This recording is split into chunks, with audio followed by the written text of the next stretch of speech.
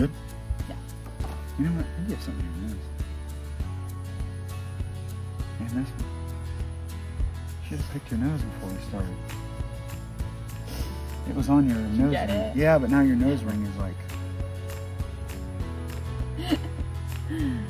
better. You might have to. Shoot, do we have to redo the whole video? No, I don't think you'll be able to see it. It was like down below your. Great. I think you're good. All right. What was I saying? So.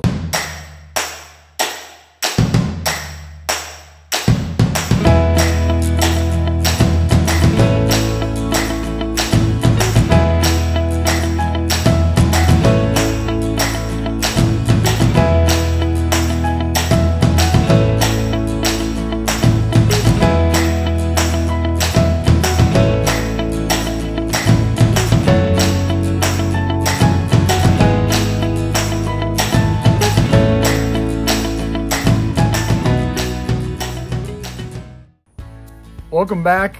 Again, I'm Lee. She's Hannah. We are Threefold Real Estate Investing, just telling our real estate investing journey, our story. So I'll do a quick recap. Is this our fourth video? Something like that. It's our fourth video. You know, going back to the beginning when we got started, I left a corporate job in 2016. We had young kids at the time. Hannah was staying home working PRN as a nurse, as an RN. I left a really kind of grueling corporate job, went back to doing home health physical therapy, which is what I was doing before. Took a big pay cut, but knew that would be my opportunity to start a real estate side hustle because I thought I wanted to get us into real estate, drag you into real estate. So we got that journey started in 2017, so almost a year after I left with that dream. And we flipped a house in 2017 here in Lebanon, Ohio, where we live. The next year, 2018, we did a duplex here in Lebanon. That went a little bit better, and we became landlords during that and kind of saw that proof of concept of like every month our income's more than our expenses, and so we're gonna make money every month. But we were managing that ourselves, didn't really like that, and I wanted to scale bigger. So the next year, in 2019, we bought a 16-unit small apartment building just up the road from where we live, and we got a third-party management company to manage that. So that was cool. It's like, oh wow, they're doing all the kind of hard, on-the-ground, day-to-day work that we didn't really want to do, and kind of took a lot of the pressure off of us. And then right after that, we got an 8-unit. Right after that, we got a 10-unit, and so we had 34 units. And then we talked about the next year, 2020, the year of COVID. We sold all of those, and we both quit our W-2s, so we had no W-2 income, nobody else paying us. Right. We sold that whole portfolio, put all of our profit. We had some partners on those, so they had some of the profit. We had half the profit. We put all that into a savings account, gave us a cushion. Threefold began. Threefold began that year, and we jumped all in. This episode is then about the following year, 2021, when we started actually syndicating apartment buildings. Mm-hmm. And so, and we had a partner in that, Kevin Waymeyer. Yep. He was already working with us in 2020, getting Threefold going. Right. Threefold had kind of already been born, had the idea, but Kevin moved back to the area. I'd worked with him previously. We really enjoyed working together. He's a great guy, really high integrity, high character. Brought him in on Threefold, you know, before we had anything. We were selling our portfolio, and he really helped us get that off the ground. So as that got going, during the 21, we actually finally started buying some stuff with Threefold, you know, as syndication. So I guess to start with, like, why did we decide to syndicate? Right? Because the joint ventures went really well. Right. Anything you would like to add? I enjoyed about the that joint time? ventures because they were kind of more with friends and family. Yeah, definitely. So they just felt easy. When you started syndicating, you were bringing in a lot more outside people. I mean, people from across the country even. Yeah, eventually. Yeah. And so that was just pretty intimidating for me. Yeah. You know, I just couldn't believe that anyone would actually, other than friends and family, like give us money to invest. Trust us with it. Yes, like that was just baffling to me. So that was definitely a new thing for me. Like just people that we don't even know personally trusting us with their money, and a lot of people, because you had to raise large amounts of money for these properties, obviously. Yeah, and that really gets to the heart of what syndication is. If you're going to buy bigger properties, if you want more scale, you're gonna have to raise a lot more capital to do that, unless you have the capital yourself, or unless your joint venture partners want to put in, you know, 500 grand a piece. Mm-hmm. We didn't have those kind of people. Right. So naturally you're going to be syndicating, because when you bring in a lot of investors who aren't going to be active in the deal, and if you're going to bring in, you know, 6, 8, 10, 20, 30 investors, they can't all be active in the deal. So that's a syndication. That's what a syndication is. You bring in a lot of passive investors. They're limited partners. Their risk is limited to their investment. They're just putting in money. They're not doing any work. Threefold is doing all the work. That's a syndication. So that's what we were doing. That's why we were doing it. And so, yeah, you mentioned Dayton 45 already, the first one. And so that was a pretty big jump. It wasn't a huge jump because we had owned 34 units. We sold all of those. And now Dayton 45 was 45 units in Dayton. It was 2 8 units and a 29 unit. So not that different from what we owned, but we were buying it all together. And instead of raising $100,000 at a time, which is basically what we did for each of the joint ventures, now we had to raise $550,000. I mean, what did we have, like 7 investors? 7 investors on that one. Yes, and I am just so... Mostly friends and family, but a couple people from the Cincinnati Real Estate Investors Association, the RIA, that we didn't know that well. We had a relationship. So grateful for those people. Yeah. Yeah, and then another couple from church that we knew pretty well, but not as close as our parents. Yeah, this was... It was risky for them. I would think so. You know, ended up being a good risk for them, yes, fortunately. And then by June, we had the Alpine under contract, which was a 47 unit. You know, so not much of a bump, but because we were going to put a lot of money into it, and because we had to assume a loan that didn't have that high of leverage, we had to raise $1.3 million for that one. So another huge jump. And that felt like it. I mean, yes. I can remember seemed like the kids with all these properties, like we'll make a chart in our kitchen or wherever. Yeah. And they'll keep track of how much money we've raised and then how much money hits the account. And oh, it was so stressful. It was not torture. Seeing that go up very quickly. Yeah, stressful. And the raise on that one ended up being more stressful because we had hard money.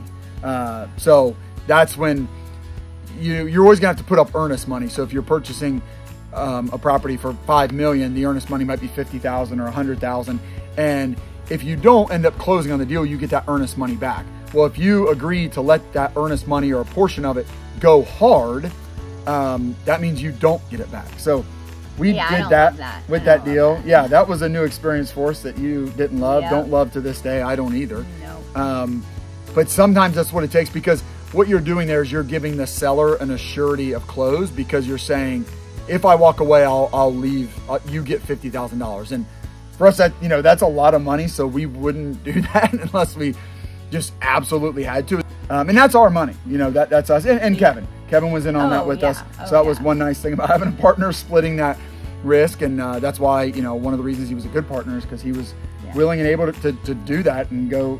I remember asking him about it, and he wasn't too sure of it. Just like you, it doesn't make you feel good. So you got to raise the money. We did get help, all the way back to the beginning of our story. My mentor, Mark, we brought him in on this deal, actually. And just another cool way that God, like these relationships that God had us, starting and nurturing. All of a sudden, Mark comes back into the story because we were assuming an agency loan, a Freddie Mac loan, and you have to meet certain net worth and liquidity requirements that us and Kevin didn't meet. So we brought in Mark and his wife, Janet, and with all of us, we did. And then he helped us raise a little bit, which was great. And then again, just mentoring us through it too. So that was really kind of cool bringing him in. Oh, yeah. The Alpine was different than Dayton 45 in that it was in a good area. Dayton 45 wasn't. That's why we got a good deal on it. Right. The Alpine, we got a good deal on it because it needed a lot of work. But that was one that I think you saw some potential in. Oh, by far. That was the first one that you drove me up to, and I was kind of like, okay, I could see this one working out. Like, I like this one. Or normally they either weren't in a good area or they were really, really rough. And the Alpine was rough, but I could see the potential with it, especially with the area that it was in. In Kettering, a good part of Dayton, and just the setting of it was nice. Good trees, good yard. It was just a great property. I mean, it was a problem child for sure, but once you went inside, it was a little rougher. Yeah. Clientele was a little rough. Right, but our family really enjoyed having that one in particular. Yeah. Those were just 2 huge steps for us on the syndication front. So as we got through those 2, just real quick, we ended up adding another one on at the end of that year in December. We got a 96 unit, so another big bump. And then the next May in 2022, we bought a 95 unit down in Cincinnati. The 96 was in Northeast Dayton. So that's kind of our syndication story and how we really got going and built a syndication company, built Threefold. from nothing in 2020 as we were selling our portfolio up to 283 units. Yeah, a lot of hard work, a lot of risk involved, but God decided to bless it for whatever reason, and it worked out. And we're still doing that today, you know, trying to find even bigger deals now and just bringing even more investors. But just kind of looking back on, you know, 2021 and 2022 and getting started in syndication. Let's go through the good, the bad, and where we saw God and all that. Yeah, I think with syndication over the past, you know, couple years, we've just learned so much. Yeah, I mean, sometimes it felt like drinking from a water hose, just learning how to do everything, but in that, just trusting the process that God has kind of laid out through it, and trusting the people that He's put into our lives, like with the third-party property management. I really love the syndication attorneys because I just feel like they make sure everything is very legal and safe and kind of lower the risk their fault. for me. Exactly. Yeah, but they won't let us down. Yeah. So, but yeah, starting just to trust the process, trust you through it, trust God through it. But yeah, man, we've learned so much since just Dayton 45. Yeah, absolutely. You know, when you think about buying a 45 unit and raising $550,000, and then, you know, soon after we're raising 1.3 million for a 47 unit, we raised, you know, more for the 96 and the 95. And it's like, how the heck could we do that? And if somebody was like, well, I want to go do that, well, I would say you got to go back to 2017 when we bought a flip. I mean, there's so many steps that we took to lead us up to that point. You have to build the momentum. You know, there's a great book that I probably have already mentioned in this video series called The Compound Effect, and it just talks about that. I mean, you know, Einstein said that, you know, compound interest is the ninth wonder of the world or whatever, and I believe that. And if you look at our story, it's true. You know, we were just doing all these steps, and some of them seem so small. You know, flipping a house is a pretty small step compared to, I guess, 283 units, but that is what got us started and led us to the next step of a duplex. And we couldn't have bought the 16 unit if we wouldn't have done the duplex. And then, you know, doing that portfolio allowed us to do the 45 unit. And then the 45 unit made the 47 unit seem pretty easy. It's just, but like, it was relationships that allowed us to take that next step. With the first step, we built relationships during that first step, and those relationships allowed us to take the next step and the third, and then we got the property management company, and that gave us confidence to keep doing it. And there's just so many little things. The lenders that we work with, they would lend on this one, and it was a small loan, but then when we were ready to go to the next step, they were ready to loan us a little bit more because they'd seen us perform there. We had a few investors. We did well for them. They told their friends. We were able to tell other people like what we were able to do for them, and that brought in more investors. So we were able to raise 550 because we did well with the first 100 that we brought in, and we were able to tell people about that, and they told people about that. So yeah, that's the good of it, is like, it seems impossible. I mean, today, you know, if we were to say, let's go buy $100 million property, we couldn't do that today, and it seems like we could never do that. But I think we will, because like, we're just going to keep taking the next steps. I shouldn't even say it. But I mean, but if you think when we bought a 16 unit, if you just said, well, by halfway through 2022, you own 283 units. Right. Just, I mean, it just would have seemed silly. Oh, I've said so many times, if you would have told me 5 years ago what our life would look like today, like, there's no chance. Absolutely. Yeah. Yeah. But it's just taking the next step, building momentum, and watching that, you know, compound on itself into something. Patience. Yeah. Yeah. It doesn't, compound interest does not happen fast. No, we have a very, very slow God. We do, yeah. And he's been slow in ours, but also incredibly faithful. And but there was some bad.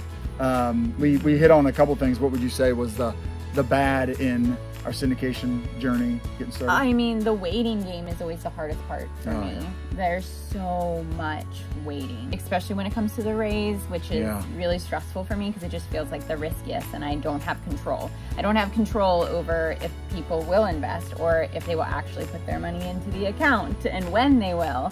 And just like I said, watching that number, I know where the goal is, but not getting quite there in the time that I want to get there. Yeah. That's always the hard part for me.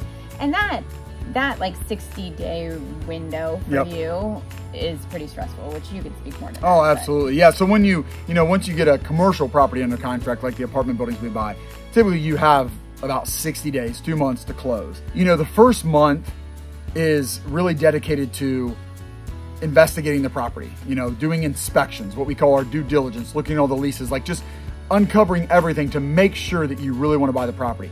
Well, as soon as you're sure you want to buy the property, that's when you start raising the capital. Now, we've done a bunch of things leading up to that point to try to prepare people to invest with us and get people interested in investing with us. But it's that last 30 days that it's like, okay, you know, we have, I don't know, like 30 people and we need 7 of them to invest. Well, that's hard. Like it's hard to convince 7 people. And then even if they say they will, it's like, okay, well, when can you send us the money? Oh, well, maybe I need to move it around. Maybe I need to talk to my wife. Like I'm pretty sure she's okay with it, but I need to, you know, kind of get the final okay. And a week later, it's like, well, there's a lot of paperwork involved, and it's oh my goodness, yeah, it's a process. It absolutely is. So I always say, like, it's like hurry up and wait. You know, like we're hurrying up to do all this, and then it's like we just wait. And you know, on the second one, and we've done it several other times. Like when you have hard money on the line. Yeah. If you can't raise the capital, you can't close, and then you're going to lose that hard money. That $100,000 of our money is just going to be gone. That's a part of it. It is a part of it, and that's the risk that we take on, right, being the sponsors that our passive limited partners don't have to do. But that makes it more stressful trying to raise the capital. So yeah, that part's definitely tough. So that was the good and the bad. Where would you say we saw God during this part of the journey? I mean, all along I've said that God's, put people in our life for a reason, and the residents in particular, and our staff. I mean, more than anything, he's expanded that mission field for us, and it's allowed for our family to just serve and love more people. And just with every property that seems to be getting bigger and bigger, and we can be more intentional, but I think there's just responsibility with that, but it's just been neat seeing his hand in that, and the people that he puts into our lives. So yeah, absolutely. So I would say I felt like God showed up for me, for us, and for Threefold, I guess, in a very tangible, meaningful way on the raise, because I'm naturally optimistic and naturally confident, much more than I should be. For whatever reason, I feel like I'm just wired that way. You're always surprised after 24 hours that how have we not raised all the money already? So I would just always think that the raise is going to be not easy, but I'm just confident that it's going to, we'll raise that much. And like I said, so 30 days of due diligence, the next 30, I'm like, okay, we'll raise it in a week or 2, and then we'll have 2 weeks just to wait to close. And it's never happened like that. It's always feeling like we're getting down to the wire. And I just feel like God is making it happen that way, because I start to get desperate. And that's when I get serious about prayer, and where I feel like I come to lean on God, lean on his strength and his provision versus just myself and us and the work we put in and all that. And it's like, once I get to that point of, okay, I can't do this on my own. Like, God, I'm going to need you to show up. Can you, please, make this happen for us? Then something happens. And a lot of times it's, just stuff. It's like, wow, that had nothing to do with something that we did. And that's where it's like, okay, that wasn't us at all. As a random relationship, random person, we were not counting on them at all. And they end up being our biggest investor. Just stuff like that, where it's like, wow, that was God showing up for us. And making sure we knew that. He would wait until it had nothing to do with us. Yeah, absolutely. Very humbling. Okay, well, that's our syndication story of how we got into syndication and kind of how we, scaled our portfolio all the way up to 283 units by the middle of 2022. Yeah, we've done, a couple more deals since, sold a couple. I think we'll talk about that on the next episode as we just bring everybody up to speed to where we are today, 2 years later, from when we built that portfolio, in a similar spot, but also very different. We've got some big goals, you and I, how to take it to the next level in the next couple of years. But we'll share that in the next episode. We'll talk about where we are today. Sounds good. See you then.